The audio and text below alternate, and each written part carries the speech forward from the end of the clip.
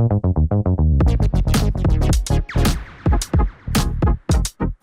this is Ashley Victoria Robinson coming to you from the Pop Spot here at BookCon, and I am joined by the beautiful, prolific, and talented Tia Williams. Hi.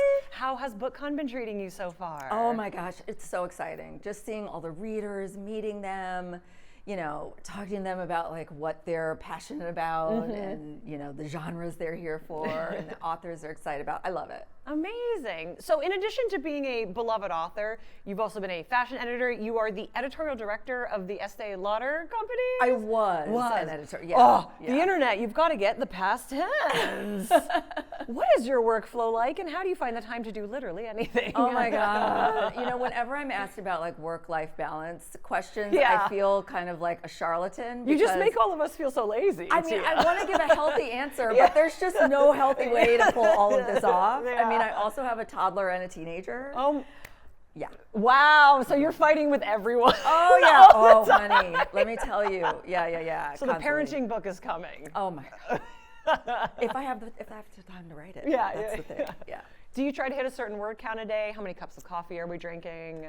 I'm not a word count writer simply because I also, on top of everything else, Yes. have chronic migraines. And so I never really know when I'm gonna have an attack and then I can't work. So I don't want to put that pressure on myself to have like a word count. That is very healthy. I mean, that part is healthy. Yes. Yeah. So it's really about like, if I wake up and I'm having like a moderate pain day, I write as much as I can. As a fellow migraine girly, this is a question just for me. Do you have the fun? Do you see the auras when I've you're never had an aura. 0 out of 10, don't recommend. Okay, yeah, isn't that funny? Like, I've had them since I was 9 years old, never had an aura. Same. Wow. Oh my God, sumatriptans. Yeah. What a weird corner we didn't know we were going to go down today. How has your journalistic work affected your fiction writing? It's funny. Okay, so I was a beauty editor at fashion magazines for 1,000 years. And, when you're writing about the hot new mascara, right?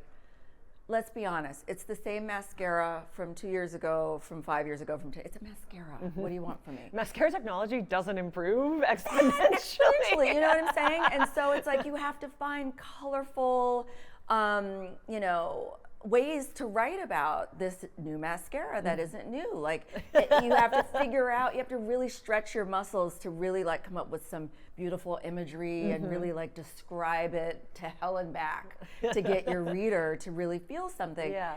And I've taken that with me into fiction writing, to really, really make every moment as sensorial as possible for the reader. Ooh, what a great word. It's a See, I good imagine one. You're very good at like adjectives and adverbs. You're like, I have the descriptors on lock. Yes, I am a descriptive author. Speaking of things that you're good at writing, your next book, your next book, The Misconnection, comes out later this year. Yes. What can you tease me about it? Okay, yes. All right, so it's coming out in June, and it is very quickly, I'm going to do like the elevator pitch. Yes, ma'am. This woman sits next to this man in first class, falls deeply and madly in love with him, but also gets drunk and forgets to exchange contact information. And so when she lands, she realizes he's gone, and she's like, I need to find this man. I love him. She texts her girlfriend as much and doesn't realize that she has accidentally texted her entire company all over the world. Oh, good. Global. So now everyone is looking for this man for her. And in the meantime, she takes matters into her own hands and hires a detective to help track him down. The detective is just as beautiful as the man she was sitting next to, and they have a history. What's a girl to do? Why not both? Why not both? Now, this isn't a why not both story.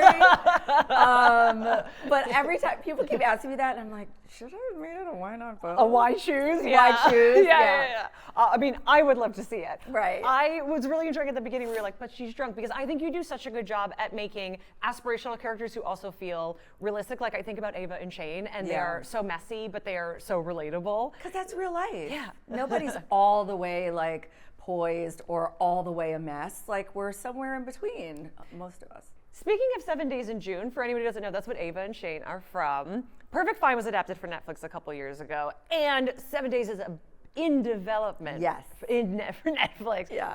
Can you tease me a little bit about where it is in the process, what your experience with working with Netflix has been like? It's been great, actually. It's been really great. Yeah, I mean, To know that The Perfect Find exists on Netflix forever with Gabrielle Union and Keith Such an Powers. amazing cast. I can't.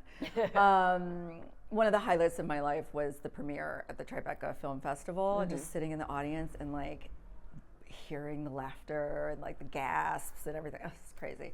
7 Days in June, I can't really say anything. Except that it's coming, and we're very excited. It's coming, yeah. And she's involved. I can say that it was going to be a series, but now it's going to be a movie. Ooh, interesting. We love how things coalesce like that. Yeah. I do feel like your books are very much movies. I kind of do too. I'm not saying that we couldn't get a great series out of your work, but they're very filmic to me.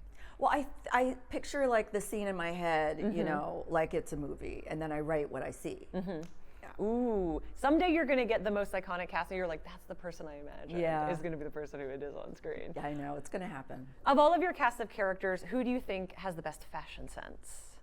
Probably Jenna Jones from The Perfect Find, because she is a fashion editor, so that is her job. Is she the character that you relate to personally the most? I relate to Eva from 7 Days in June the most, simply because I too was a single mother of a very precocious 12-year-old living in Brooklyn, writing sexy books with chronic migraine. Are there any other potential big screen adaptations coming your way, or are we simply manifesting at this point? Well, Ricky Wilde is in the works, a love song for Ricky Wilde, and manifesting everything else. Of course. So everybody get online and at Paramount or whoever Right. we want to see, and then just list everything. I also want to ask, you co-authored The Color of Beauty with Iman. Yeah. What is that even like? You know what? She is everything you would think of a diva to be, but also extremely kind and regular. Yeah.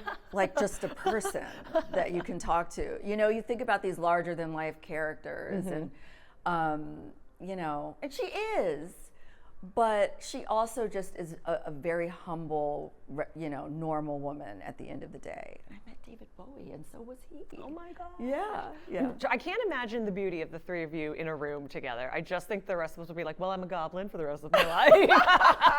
Well, the two of them, and oddly, they looked alike.